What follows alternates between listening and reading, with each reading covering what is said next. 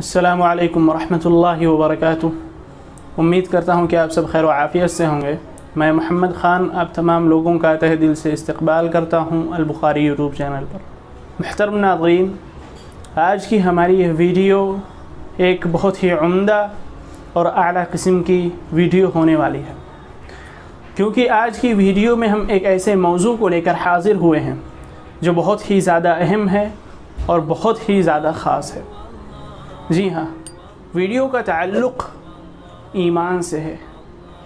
हम कई मरतबा चलते फिरते बात करते दीनी गुफ्तगू में भी लफ्ज़ ईमान का इस्तेमाल करते हैं कि फ़लाना शख्स मोमिन है, मोमिन की ये सिफ़ात है, ईमान के इतने अरकान हैं, फ़ला चीज़ें वग़ैरह वग़ैरह। लेकिन क्या हम जानते हैं कि ईमान कहते किसे हैं? ये जो लफ्ज़ ईमान है, इसके माना और मफ़हूम क्या है? अरबी ज़ुबान का ये लफ्ज़ अपने अंदर कितने मानों को सिमोए हुए है। आज की वीडियो हमारी ख़ुसूसी तौर पर इसी टॉपिक पर है कि लफ्ज़ ईमान का लुग़वी माना और उसका मफ़हूम क्या है। आज की इस वीडियो में हम यही जानेंगे।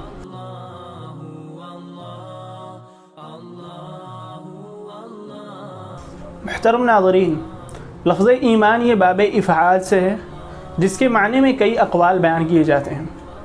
नंबर एक, बाज़ अहले इल्म का और लुग़वी हज़रात का कहना है कि ईमान तस्दीक़ के माने में मुस्तअमल होता है, और इस पर वो इजमा का दावा भी करते हैं। जैसा कि इमाम अज़हरी रहमतुल्लाहि अलैह फरमाते हैं, इत्तफ़क़ अहलुल इल्म मिनल लुग़विय्यति व ग़ैरुहुम अन्नल ईमान मानाहु अत-तस्दीक़, कि लुग़वी हज़रात और उनके अलावा दीगर मशाइख़ के नज़दीक ईमान के माना तस्दीक़ के हैं, और वह लोग दलील अल्लाह रब्बुल आलमीन के इस कौल से लेते हैं, वमा अंत बिमुमिनिन लना वलौ कुन्ना सादिक़ीन, कि आप हमारी बात तो मानेंगे नहीं गरचे हम सच्चे ही क्यों ना। यहाँ पर लफ्ज़ ईमान तस्दीक़ के माने में इस्तेमाल हुआ है, इसीलिए वो लोग लफ्ज़ ईमान को तस्दीक़ के माने पर महमूल करते हैं। नंबर दो, बाज़ लुग़वी हज़रात का कहना है कि लफ्ज़ ईमान ये अमन से मुश्तक़ है, जिसके माने होते हैं किसी खौफ से महफूज हो जाने, दिल के मुतमईन हो जाने, या खैर व आफ़ियत से हमकिनार हो जाने को कहते हैं।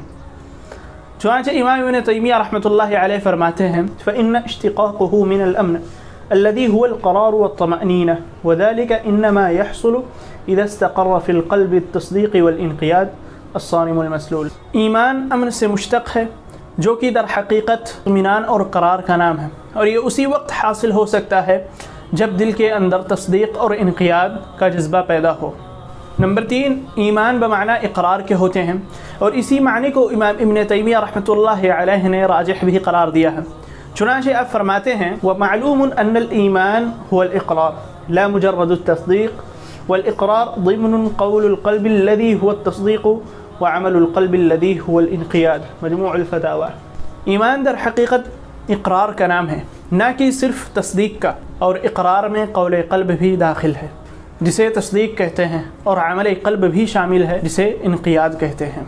मज़ीद फरमाते हैं कि ईमान अगरचे तस्दीक़ को शामिल है, लेकिन सिर्फ़ तस्दीक़ का नाम ही ईमान नहीं है, बल्कि उसमें इक़रार भी दाखिल है।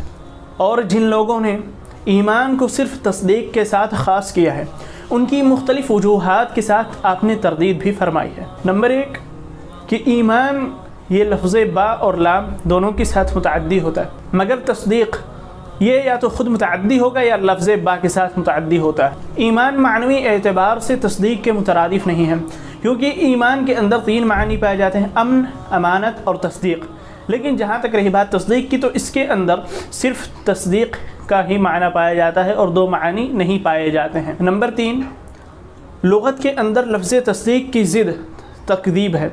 लफ्ज़ तस्दीक़ की तरह लफ्ज़ ईमान का ज़िद और मुकाबिल तकज़ीब नहीं है, बल्कि ईमान का ज़िद कुफ्र है, जिसके अंदर सिर्फ़ तकज़ीब नहीं होती है बल्कि यह आम है। बसा औक़ात हकीकत को जानते हुए भी उसकी मुखालिफत की जाती है, जबकि तस्दीक़ की ज़िद सिर्फ़ तकज़ीब है।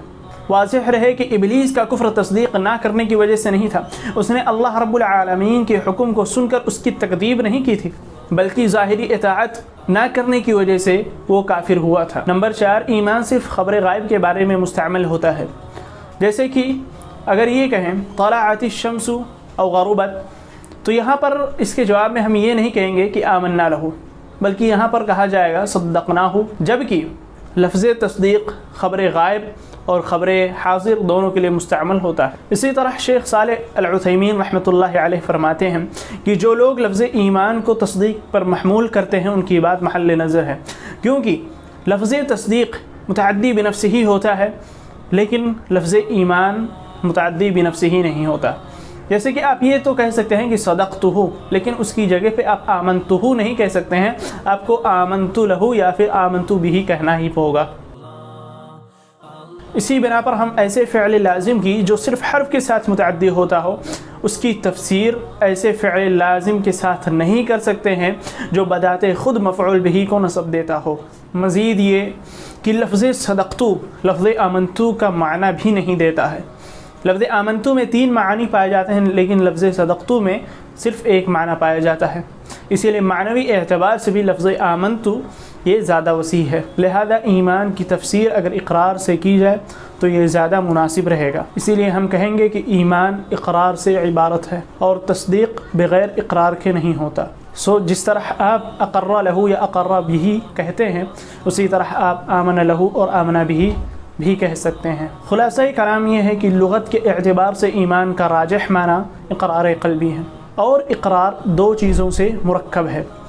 نمبر 1 قلبی اعتقاد، یعنی دل کا اخبار کی تصدیق کرنا۔ نمبر 2 قلبی عمل، یعنی دل کے اندر اللہ اور اس کے رسول صلی اللہ علیہ وسلم کے اوامر کی اتباع اور اطاعت کا جذبہ پیدا کرنا۔